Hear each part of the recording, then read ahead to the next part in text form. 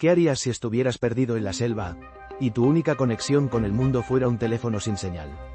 Para Chris Kremers y Lisanne Frohn, sus teléfonos se convirtieron en la caja negra de su desaparición. Dos chicas llenas de vida que simplemente se desvanecieron en las selvas de Panamá. Pero sus teléfonos siguieron activos durante días, dejando un registro escalofriante de desesperación. Y una cámara de fotos capturó las aterradoras imágenes de sus últimos momentos. Hoy, vamos a analizar la evidencia digital que cuenta una historia mucho más oscura de lo que te imaginas. Lo que empezó como un viaje de ensueño, se convirtió en una pesadilla de la que, hasta hoy, no hemos despertado del todo. Parte 1. El sueño para entender la oscuridad de los últimos días de Chris Kremers y Lisanne Frohn. Primero tenemos que conocer la luz que las movía. No eran simples turistas, eran dos almas jóvenes, vibrantes, con un propósito que las llevó al otro lado del mundo. Lisanne Frohn, de 22 años, era la mayor. Graduada con honores en psicología aplicada, sus amigos la describían como organizada, reflexiva y con un talento natural para la fotografía. Era la que planificaba, la que se aseguraba de que cada detalle estuviera en orden. Había jugado voleibol a un nivel casi profesional, lo que nos habla de su disciplina y fortaleza. Para ella, el viaje a Panamá no era solo una aventura, era un paso más en su crecimiento personal. Chris Kremers, de 21, era la chispa creativa y extrovertida. Estudiaba educación social y cultural, con una pasión por el arte y la historia. Era sociable, espontánea y, como revelan sus diarios, sentía las cosas con una intensidad contagiosa. Si Lisanne era la mente metódica, Chris era el corazón impulsivo. Ambas trabajaban juntas en una cafetería en Amersfoort, en los Países Bajos. Y fue ahí, entre cafés y conversaciones, donde se hicieron inseparables. Compartían un sueño: ahorrar durante 6 meses para un gran viaje por América Latina. No querían solo hacer turismo, querían aprender español, sumergirse en la cultura y, sobre todo, hacer trabajo voluntario. Eligieron Panamá. Parecía el lugar perfecto para combinar naturaleza y vocación de ayudar. El 15 de marzo de 2014, el sueño se hizo realidad. Chris y Lisanne aterrizaron en Panamá. Las primeras 2 semanas fueron una postal de felicidad. Recorrieron el país, maravilladas, y las fotos que compartían estaban llenas de sonrisas. El 29 de marzo llegaron a su destino final. Boquete, un pintoresco pueblo en las tierras altas, famoso por su café, sus flores y sus senderos de montaña. Se instalaron con una familia local, listas para empezar su voluntariado con niños en una escuela. Pero aquí, la historia da su primer giro. Al llegar a la escuela, les dijeron que había una confusión con los horarios. Su programa no empezaría hasta dentro de una semana. Para Lisanne, la planificadora, esto era solo un pequeño bache. Pero para Chris, más sensible, fue una frustración. En su diario, expresó su descontento con la desorganización. Sin embargo, este contratiempo les regaló tiempo libre. Una semana entera para explorar la belleza de Boquete. Decidieron aprovecharla y planificaron algunas excursiones. El martes 1 de abril de 2014, el sol brillaba sobre Boquete. Las chicas decidieron hacer una de las caminatas más famosas de la zona, el Sendero El Pianista. Es un camino conocido, transitado, que sube por la cordillera de Talamanca. No se considera de extrema dificultad, al menos en su primer tramo, y termina en un mirador con una vista espectacular. Alrededor de las 11 de la mañana, salieron. Llevaban ropa ligera, una pequeña mochila azul, una botella de agua, algo de comida, sus teléfonos, el pasaporte de Lisanne y unos $83. También llevaban la cámara Canon que se convertiría en un testigo silencioso de este caso. Iba con ellas el perro de la familia, un husky llamado Azul. Un taxi las dejó al inicio del sendero. Pagaron y comenzaron a subir. Las primeras horas fueron exactamente como las habían imaginado. Su cámara empezó a registrarlo todo. Hay fotos de ellas sonriendo en el sendero, rodeadas de una vegetación hermosa. El camino es claro, el sol se filtra entre los árboles. Todo parece perfecto. Cerca de la 1 de la tarde, llegaron a la cima, al mirador. Las fotos de ese momento las muestran felices, relajadas. Hasta aquí, todo es normal. Aquí es donde cualquier otro excursionista se habría dado la vuelta para volver a Boquete antes del anochecer. Pero Chris y Lisanne no lo hicieron. En lugar de regresar, tomaron una decisión que todavía hoy genera debate. Siguieron caminando, más allá del mirador, entrando en un territorio que ya no es parte del sendero turístico. Se internaron en la selva, por un sendero indígena que baja por el otro lado de la montaña. No sabemos por qué. ¿Fue curiosidad? ¿Un arrebato de aventura? ¿O simplemente se desorientaron? Lo que sí sabemos es que fue el punto de no retorno.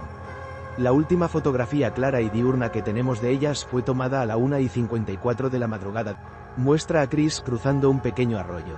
Todavía parece una aventura, no una emergencia. Lo que empezó como un día de exploración en el paraíso, estaba a punto de convertirse, silenciosamente, en una lucha desesperada por sobrevivir. Estaban solas, adentrándose más y más en una selva implacable, y nadie en el mundo sabía dónde estaban. Parte 2. El silencio, la desaparición y la búsqueda. La tarde del 1 de abril avanzaba. En Boquete, en la casa de sus anfitriones, las horas pasaban. La tarde se hizo noche. Las sillas de Chris y Lisan en la mesa para cenar estaban vacías. La primera mala señal fue el regreso de Azul, el perro. Volvió a casa, pero solo. La familia empezó a preocuparse. Era raro que dos chicas tan responsables no avisaran si cambiaban de planes. Al día siguiente, 2 de abril, la preocupación se convirtió en alarma. Chris y Lisan tenían una cita con un guía local para otra excursión. Cuando no aparecieron, el guía fue a buscarlas. Al confirmar que no habían vuelto, dieron la voz de alarma a las autoridades. La desaparición de Chris Kremers y Lisan Fron era oficial. De inmediato, arrancaron las primeras búsquedas. Guías locales, que conocían el pianista como la palma de su mano, peinaron el sendero. Lo recorrieron de arriba abajo. No encontraron nada, ni una huella, ni una prenda, ni una señal de problemas. Era como si, después del mirador, se hubieran evaporado. La noticia voló a los Países Bajos. Las familias Kremers y Fron, en una angustia inimaginable, viajaron a Panamá el 6 de abril. La búsqueda se intensificó. A los guías locales se sumaron equipos de rescate, perros rastreadores y helicópteros. Se ofreció una recompensa de $30 por cualquier información. Los helicópteros sobrevolaban la densa selva, pero era una tarea casi imposible. El bosque nuboso de Talamanca es un laberinto vertical. Árboles gigantescos tapan la vista del suelo, la humedad es sofocante y la vegetación puede borrar un rastro en horas. Los rescatistas en tierra luchaban contra un terreno brutal. Los días se convirtieron en semanas. Cada amanecer traía una esperanza que se desvanecía al anochecer. La selva guardaba su secreto. Los investigadores interrogaron a testigos, el taxista, otros turistas. Nadie recordaba nada raro. Sus redes sociales quedaron en silencio. La frustración crecía. Las familias, con detectives privados y perros traídos de Holanda, realizaban sus propias búsquedas paralelas, pero la selva no devolvía nada. Las teorías empezaron a surgir. ¿Un accidente? ¿Se perdieron y sucumbieron a los elementos? ¿O había algo más siniestro? La posibilidad de un crimen se mencionaba por lo bajo, pero no había ni una sola prueba. La ausencia total de evidencia era lo más desconcertante. Pasaron las semanas. Llegó la temporada de lluvias, borrando cualquier esperanza de encontrar rastros. La búsqueda oficial a gran escala empezó a reducirse. Parecía que el caso estaba destinado a convertirse en otro misterio sin resolver. Pero entonces, 10 semanas después, cuando la esperanza estaba casi perdida, la selva decidió devolver algo. Un descubrimiento que no solo reavivó el caso, sino que lo hundió en un misterio aún más profundo. El 14 de junio de 2014, una mujer indígena encontró una mochila azul en la orilla de un afluente del río Changuinola, cerca de su aldea, Alto Romero. Estaba a muchas horas de camino, por un terreno casi impenetrable, desde donde las chicas fueron vistas por última vez. La mujer aseguró que la mochila no estaba allí el día anterior. La entregó a las autoridades. Era la mochila de Lisan. Y lo que había dentro cambiaría todo. Lo que encontraron en esa mochila es el corazón de este misterio. Es la evidencia que nos permite reconstruir parte de la historia, pero que también abre la puerta a las preguntas más aterradoras. Si te interesa este tipo de análisis, considera suscribirte. Lo que viene ahora es el análisis forense que define este caso. Parte 3. El fantasma en la máquina. La mochila azul, encontrada a kilómetros del sendero, estaba en sorprendentemente buen estado. Dentro, las cosas también estaban relativamente secas. 2 pares de gafas de sol, el pasaporte de Lisan, $83, una botella de agua, 2 sujetadores y, lo más importante, sus 2 teléfonos y la cámara digital. Estos dispositivos eran la caja negra del vuelo final de Chris y Lisanne.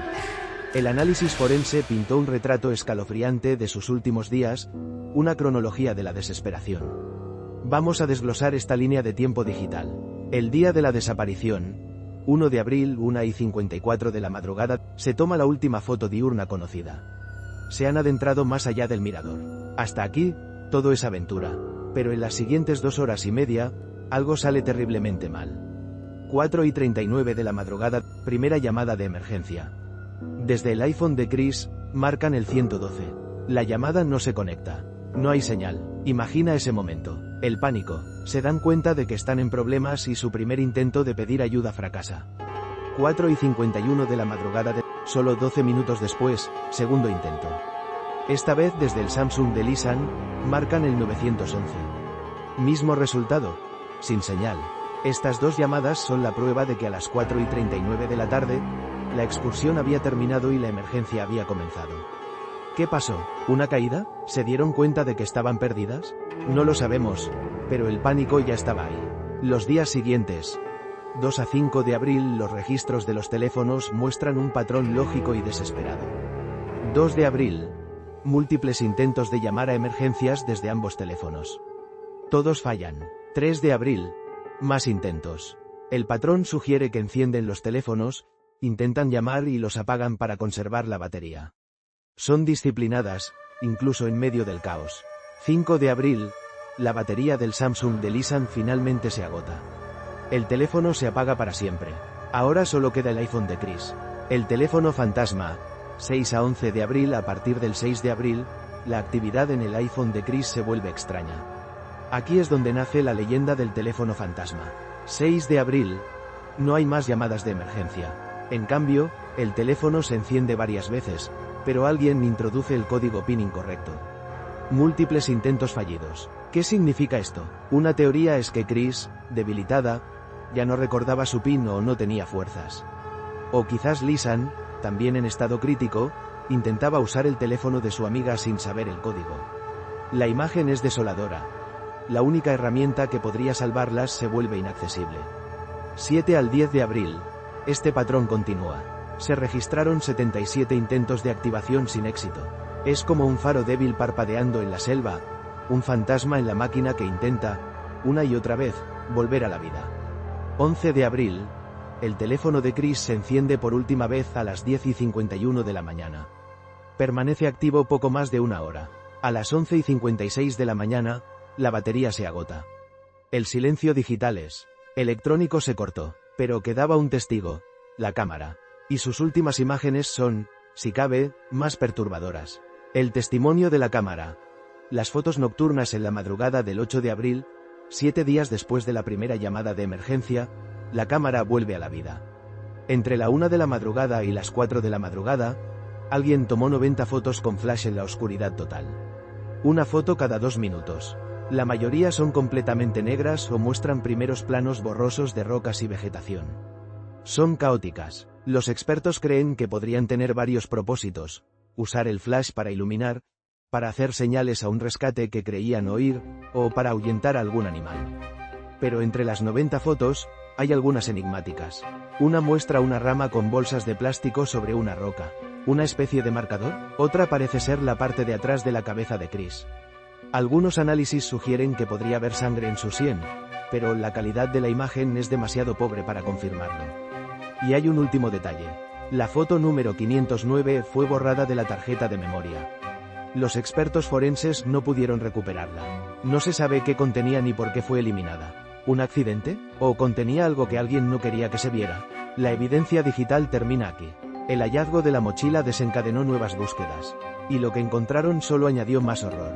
Durante los siguientes meses, se encontraron restos óseos humanos dispersos a lo largo del río.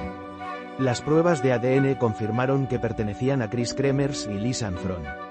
Se encontró una bota de Lisanne, con su pie todavía dentro, y un hueso de la pelvis de Chris. El estado de los restos era extraño. Mientras los huesos de Lisanne mostraban descomposición natural, algunos de los de Chris parecían blanqueados. Los expertos forenses no confirmaron el uso de químicos, señalando que podría deberse a la exposición al sol y al agua, pero la diferencia es notable. Además, se encontró un short de jean de Chris, doblado encima de una roca, a kilómetros río arriba de donde apareció la mochila. Las autoridades nunca determinaron una causa oficial de muerte. La autopsia de los escasos restos no reveló signos claros de violencia. La hipótesis principal fue un accidente de senderismo, pero nunca se descartó por completo la posibilidad de un crimen, y para muchos, la explicación del accidente simplemente no encaja. Parte 4. Las sombras. Entonces, ¿qué les pasó realmente a Chris y Lisanne? El caso se divide en dos grandes teorías, cada una con sus pruebas y sus contradicciones. Teoría 1. El trágico accidente. Esta es la hipótesis principal de las autoridades. Sostiene que las chicas se desorientaron y se perdieron. Argumentos que la apoyan. La geografía. La zona es un laberinto. Es fácil perderse, y un resbalón, una caída o la mordedura de una serpiente pueden ser fatales. Las llamadas de emergencia. El registro de los teléfonos encaja con un escenario de perdidas y buscando ayuda.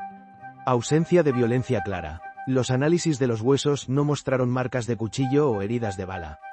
Según esta teoría, una o ambas sufrieron una herida grave poco después de perderse. Durante 10 días, sobrevivieron como pudieron cerca de una fuente de agua. Las fotos nocturnas podrían ser los últimos intentos desesperados de pedir ayuda. Finalmente, sucumbieron, y sus cuerpos fueron arrastrados por el río en la temporada de lluvias, lo que explica la dispersión de los restos. Es una explicación plausible y terriblemente trágica. Teoría 2. La intervención de terceros, crimen. A pesar de la versión oficial, hay demasiados detalles extraños que alimentan la sospecha de que fueron víctimas de un crimen. Detalles que apoyan esta teoría. La mochila intacta. ¿Cómo puede una mochila sobrevivir 10 semanas en una selva tropical y aparecer casi perfecta? La mujer que la encontró juró que no estaba allí el día anterior. Esto ha llevado a muchos a creer que fue plantada por alguien. Los shorts doblados.